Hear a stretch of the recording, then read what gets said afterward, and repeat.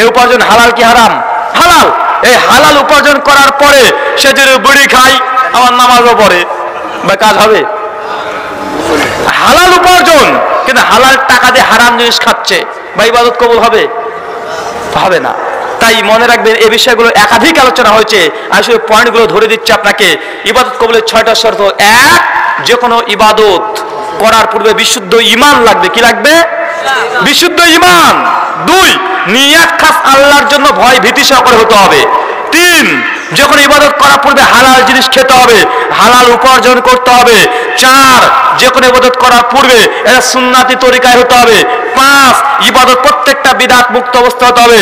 6, প্রত্যেকটা ইবাদত শিরক মুক্ত অবস্থা হতে হবে, যেটা শাইখ আলোচনা করেছে।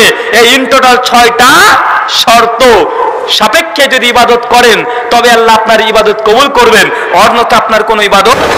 শ্বাস পাচ্ছেন না? আপনাকে 100 টাকা দেবো, বলেন একদম বাংলাদেশের টাকা, মুজিবের ছবি আছে, বলেন কে পারবেন? 1 ঘন্টা 1.5 ঘন্টা আলোচনা শুনলেন, 100 টাকা লাভ করেন। এখানে 100 টাকা আছে। 100 টাকা নাই নাকি রে ভাই? আচ্ছা 100 টাকা দিচ্ছি, 100 টাকা হবে, সমস্যা নাই। আচ্ছা 100 টাকা দেবো ভাই, বলেন তো 6টা শর্ত যে 6টা বলেছে, একজন চট করে দাঁড়িয়ে বলেন। না না, পরীক্ষার রেজাল্ট, পরীক্ষাতে প্রশ্ন দেওয়ার পরে আবার নতুন করে আউট করে আবার জমা দিবেন নাকি রে ভাই? আচ্ছা কে বলতে পারবেন না? আমি বলবো। জি, এক কাজ করেন, আপনারা সকলে 100 টাকা করে তোলেন, না আমাকে দেন, কারণ আমি অফার দিলাম যে আপনারা বললে 100 টাকা দেবো, তা আপনারা যখন বলতে পারছেন না তো আমাকে বলতে হবে, তো আপনারা 100 টাকা করে দেন। জি, 5টার একটা কি হবে? একটা মনে নাই ভাই, উঠেন বলেন। 1, বিশুদ্ধ ঈমান, নিয়াত খাস আল্লাহর জন্য, বিদআত সুন্নাত। একটা জিনিস ভাই ভুলে গেছেন, একদম মূল পয়েন্ট। জি যাই হোক ভাই, আলহামদুলিল্লাহ 5খানা বলেছেন, আর একটা সবারই সহযোগিতা বলেছেন, আলহামদুলিল্লাহ। ইসমাইল ভাইকে 100 টাকা দাও। যে আমাকে তুমি আমার কাছে আসো ভাই, আমার হাত থেকে দিবেন ইনশাআল্লাহ। তো আপনাকে আবারও বলছি, ইবাদত কবুলের 6টা শর্ত হচ্ছে কয়টা ভাই? কথা বলেন। 6টা। 1, যে কোনো ইবাদত করার পূর্বে বিশুদ্ধ ঈমান থাকতে হবে। 2, নিয়াত খাস আল্লাহর জন্য হতে হবে। 3, ইবাদত কবুলের পূর্বে হালাল রুজি এবং হালাল জিনিস ভক্ষণ। 4, সুন্নাতি তরিকায় হতে হবে। 5, বিদআত মুক্ত অবস্থা হতে হবে। 6, শিরক মুক্ত অবস্থা হতে হবে। এই 6টা শর্ত সাপেক্ষে যদি আপনি আমি ইবাদত করি তবে আল্লাহ আমাদের ইবাদত কবুল করবেন, অন্যথা আল্লাহ আমাদের কোনো ইবাদত কবুল করবেন না। সব ধুলি করার মতো আল্লাহ সুবহানাহু ওয়া তাআলা উড়িয়ে দেবেন। যেমন আদম আলাইহিস সালামের দ্বিতীয় সন্তানের কুরবানিকে আল্লাহ উড়িয়ে দিয়েছে, আল্লাহ কবুল করেন নাই। মহান সত্তা আল্লাহর কাছে দোয়া, এই প্রার্থনা, আল্লাহ সুবহানাহু ওয়া তাআলা তুমি আমাদেরকে এই 6টা শর্ত সাপেক্ষে ইবাদত করার তৌফিক দান করো। সকল বলি আল্লাহুম্মা আমিন। মহান সত্তা আল্লাহর কাছে দোয়া, এই প্রার্থনা, আল্লাহ ইবাদত করার পূর্বে ভয় ভীতি সকল যেন ইবাদত করতে পারি, আল্লাহ সে তৌফিক দান করো। সকল বলি আল্লাহুম্মা আমিন। নাম কি ভাই? আব্দুল নূর। জাযাকাল্লাহ খাইরান। আল্লাহ এর জন্য আমাকে কবুল করে দোয়া করবেন। জি, জাযাকাল্লাহ খাইরান। আসসালামু আলাইকুম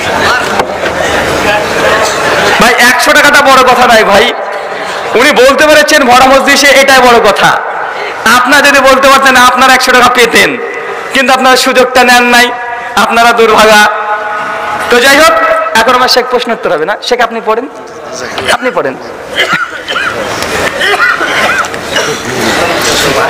কাদিনীদের কে কিছু বলবেন, তারা কি মুসলিম না অমুসলিম?